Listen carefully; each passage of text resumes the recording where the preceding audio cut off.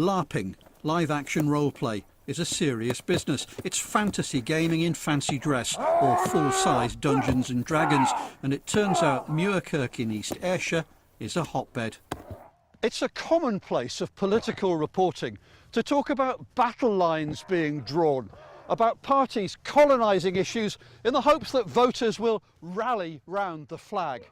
But in the run-up to May's Holyrood elections, is it helpful to see politics as battle? And how do you get the strategy right? You can make policy issues relevant to very broad churches if they're not particularly ideological. So if you have a very ideological issue like, say, taxation, it's quite difficult to appeal to left, right and centre on taxation. But other issues, for example, the kind of standing up for Scotland issues are able to be relevant to everybody across the whole range of politics. And we've seen that used very, very effectively in this country. So if you keep the issues quite broad, quite non-ideological, you can appeal across the spectrum. But making it ideological makes it difficult to appeal to a wide range of people. Back on our impromptu battlefield, what do you do if you've been in charge, but now you see power, territory and influence being ripped from your grasp? Well, you shouldn't let your enemy consolidate his power. Perhaps attacking them in small groups, splitting them up, perhaps trying to sow dissension within their ranks, something like that.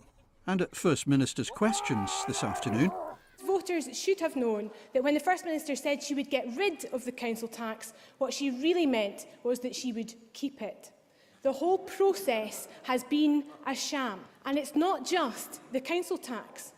The SNP say fracking is bad, and they have imposed a temporary freeze. A big report has been ordered, but all the signs are that they're going to go ahead and do it anyway. And what if you are the new force in the land, determined to break the old empire's grip on power? You need to instil loyalty within your own followers, perhaps attract others to come and rally to your banner. Make them not see that it's changing banners, maybe it's what they wanted all the time. Does that have anything to do with what's happening here?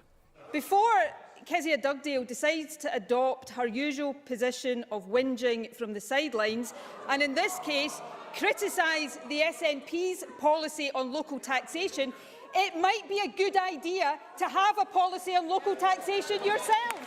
There'll be Let us hear the First Minister. no fracking in Scotland because there is a moratorium on fracking.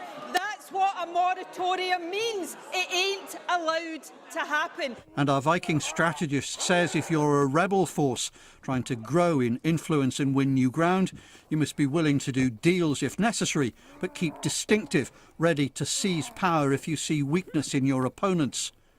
Will any of Scotland's smaller parties be listening to that advice?